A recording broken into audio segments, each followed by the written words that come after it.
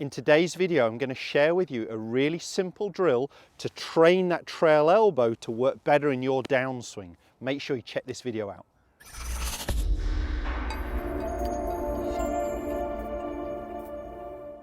Welcome back to the True Golf Academy. You've joined me, John Watts, today at Branston Golf and Country Club.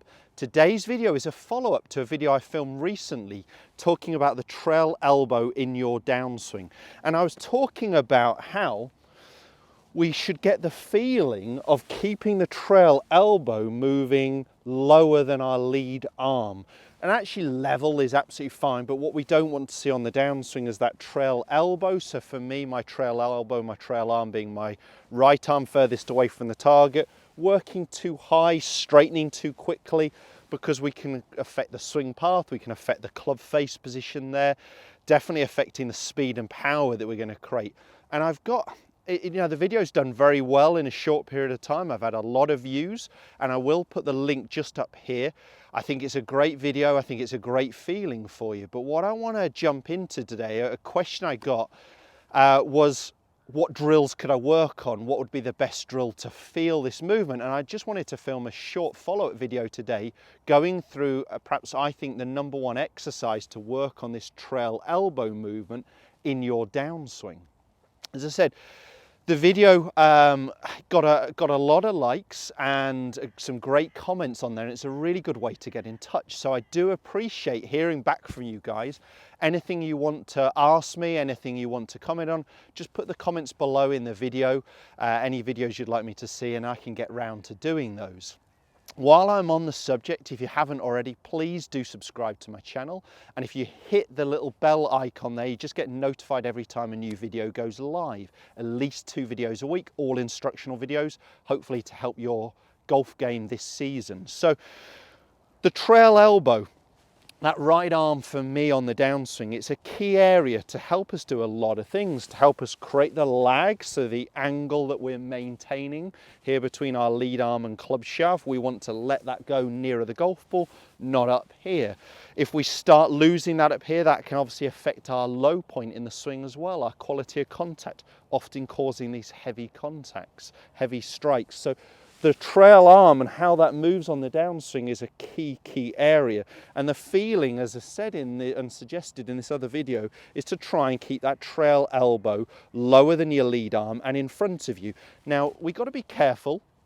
And for those who perhaps haven't seen the first video, I'm just going to quickly go on to a couple of the pitfalls, a couple of the things to watch out for that I wouldn't want you to fall into.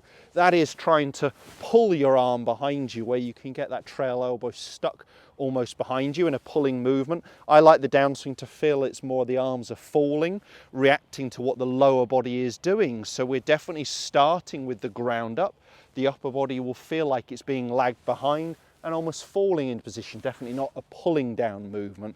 And the other thing we've got to watch for when we're working on this trail arm and trail elbow is that we're not sacrificing posture. So we're not trying to keep this trail elbow low, but doing it by standing up and out of posture. So we've really got to make sure that when we're doing some drills and exercises, even without the ball, slow pace, that we're focusing on something, focusing on the golf ball, and actually really focusing on maintaining our posture. Now, I think the best drill is actually using a tour stick across your forearms at the start of the downswing. It's a little bit hard to do on your own, and I am on my own today, unfortunately. But if you've got a mate on the driving range, someone you can use, this drill works really well. You may be able to do it on your own and perhaps just put the ball on a small tee peg to make strike that little bit easier. So let me jump into it. What I'm asking you to do is actually stop at the top. And what we're going to do, I'm going to hold this a sec, is we're going to get the feeling that the cane that's on my forearms here is going to stay on my forearms. If I go wrong and my trail elbow works high, I'll also feel my trail shoulder moving forwards. You'll see I'll drop the cane very early in the downswing. So the movement is actually going to be, you can see it's a little bit awkward on your own, but the movement is going to be that we're feeling that we can keep that tour stick, that cane across my arms as I come down to around halfway down. Okay, so you can see there, that means my forearms are much closer to level. My trail arm isn't working high, and we could actually go ahead and then hit shots doing this. So I'm going to give it a go. As I said, it's a little bit awkward in terms of positioning, as you could imagine. So I'm going to actually have to make a sort of false backswing, but I'm going to get that feeling of allowing my arms to drop before I turn. Okay. So got that sensation of allowing my arms to drop before I rotate through. Wasn't my best golf shot, by the way. As I said, a little bit tricky to do on your own. Definitely something you can feel in a practice swing without the golf ball, and then using your mate on the driving range would be great to get that feeling of allowing these forearms to drop. I don't think you need the golf ball initially to be there. It's just the sensation of this movement.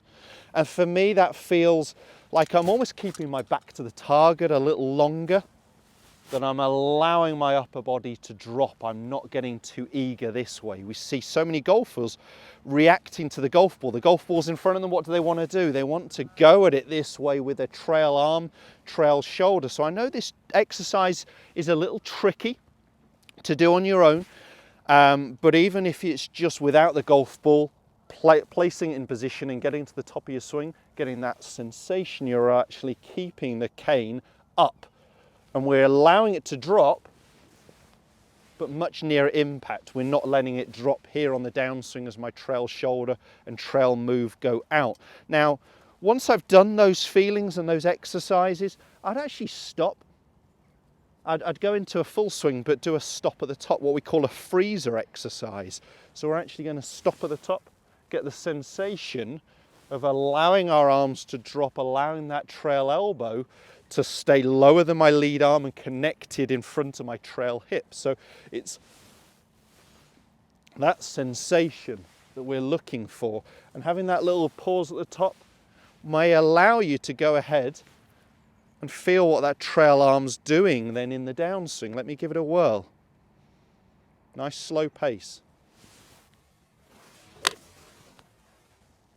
So not worrying about the distance, but having that little pause at the top to start with allows me that time just to think a little bit initially about what that trail arm is doing. It will feel different for different people. For me, I can get that sensation my back is facing the target. My arms are dropping more on the downswing. Now that gives me that trail elbow position I'm really looking for.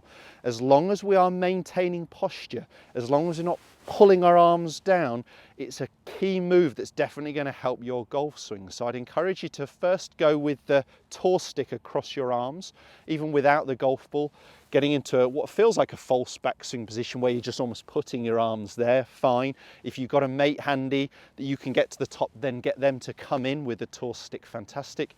You're going to get that feeling of keeping the tour stick up before you rotate through. It's a real power move once you get this right, and it's relevant with any golf club. I've been demonstrating here with a mid-iron, but this would be true whether we're talking about a drive or a wedge, it doesn't matter. If this video has helped, make sure you hit the thumbs up and do subscribe to my channel to never miss a video again, at least 2 videos a week. Cheers guys, we'll see you soon.